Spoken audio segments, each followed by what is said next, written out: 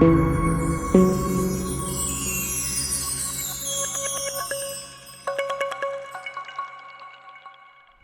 frères et sœurs, voilà, moi je m'appelle Pani, je suis un garçon de Perpignan et je vais vous expliquer comment Jésus s'est fait connaître dans ma vie. Voilà, moi je suis un garçon qui a été élevé dans un foyer où il y avait 3 points, où il y avait l'amour des parents, l'apprentissage du travail, où il y avait, on manquait de rien du tout aussi. Voilà, j'ai ces valeurs-là, j'ai grandi comme ça jusqu'à l'âge de 18 ans. Et à l'âge de 18 ans, j'ai voulu fonder aussi mon foyer.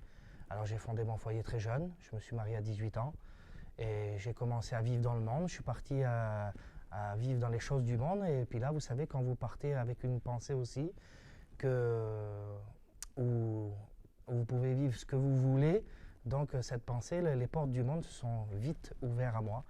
Donc j'ai commencé à avoir des compagnies où j'ai sorti, où j'ai commencé à fumer, où j'ai commencé à de l'alcool, ou toutes ces choses-là, toutes les choses de la vie où on croit que c'est les choses du monde, que voilà, c'est des sorties, on va dire un moment de joie dans le monde, pour s'apporter un moment de joie. Et moi, ça a commencé à devenir un calvaire. Au bout de 16 ans de temps, j'ai commencé jusqu'à l'âge de 34 ans, de mes 18 ans à l'âge de 34 ans. Et ben là, j'ai commencé à voir toutes ces choses-là commencer à être pénibles dans ma vie, à commencer à être lourd dans ma vie. Et jusqu'à temps que ma femme, on connaissait l'évangile quand même, on savait ce que c'était, mais pour nous, il n'y en avait pas, c'était comme ça, c'était la famille, c'était comme ça. Et là, un soir, ma femme, elle était dans une réunion, et elle avait commencé déjà, elle était aux réunions, et moi, je restais encore chez moi, je buvais, je fumais, je faisais toutes ces choses du monde. Pour moi, c'était comme ça, c'était un passe-temps, voilà. Et là, à ce moment-là, j'ai commencé aussi à être dans une réunion un soir. Et là, dans cette réunion, je suis rentré, il y a eu la prédication, il y a eu des chants, il y a eu toutes ces choses-là. Et là, moi, il y a une pensée qui m'est venue dans ma tête. Et cette pensée, ça a été, tu vois bien que c'est ridicule ce qu'ils font, tu vois bien que c'est tout des bêtises. Excusez-moi du mot, mais c'est des conneries. Et, et là, moi, je suis reparti très attristé. Ce soir-là, je suis reparti attristé de cette réunion. Et ça m'a troublé toute la nuit. Et je me suis endormi avec ça. Et vous savez, mon fils, à cette époque-là, il avait 3 ans.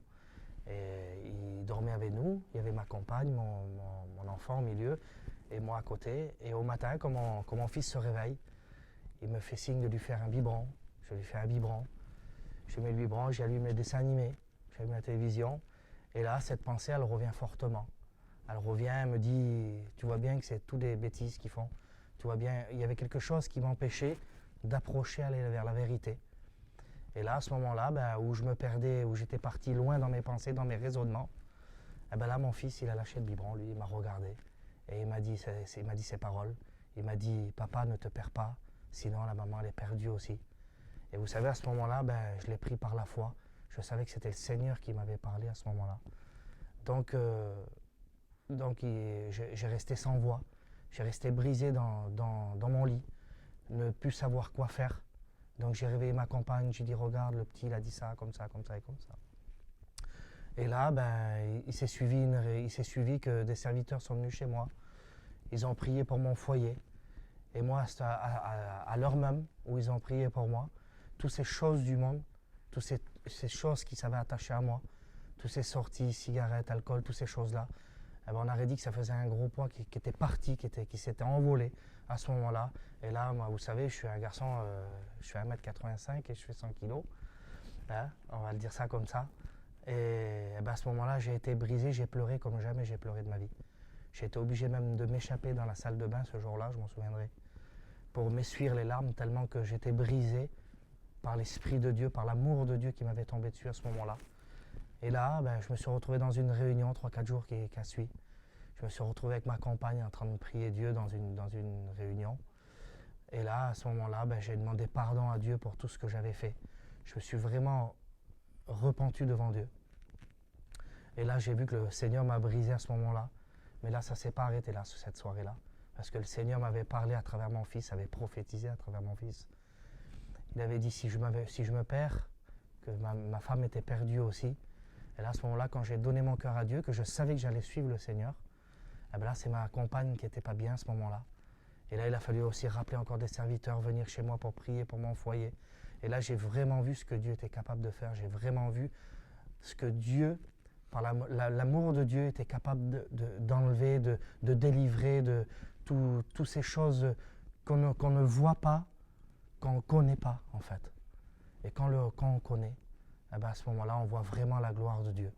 Voilà ce que le Seigneur a fait dans ma vie. Voilà, c'est pour ça qu'à l'heure d'aujourd'hui, moi et mon foyer, nous le servons.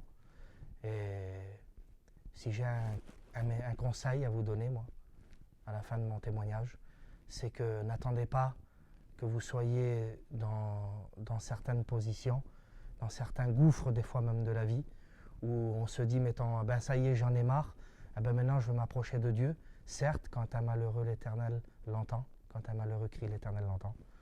Mais vous savez, il ne faut pas attendre non plus les derniers moments, des fois, pour s'approcher de Dieu. Voilà, si j'ai un conseil à vous donner, faites une expérience avec Dieu, même dans les bons comme dans les mauvais moments. Que Dieu vous bénisse.